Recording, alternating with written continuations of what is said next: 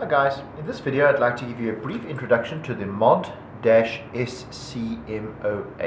This is a small compact modulator.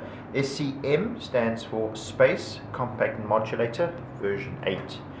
And this is a very nice modulator. It's designed to be used in small guest houses and small hotels where you have a medium-sized system that needs to be set up with a TV point. So if you have, say, less than 50 TV points, this is the ideal product for that solution there.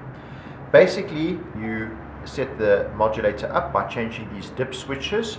All of those instructions are available in the manual, so please do take the time to read the manual. I'll show you how to do it in another video. Now, you can use the modulator in standalone. It takes a normal decoder's power supply. You then connect up the RCA feeds here and then the RF output there. So you can use it in standalone, or you can use it within the rack. So there's a very nice rack called the SCM08, and you can stack up to 8 modulators in the racks.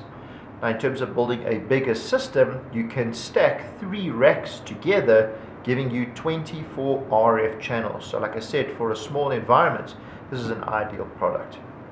Over time, I'll make some other videos about it, showing you how it works, how to do the channel setup, so please stay tuned for more. Have a great day.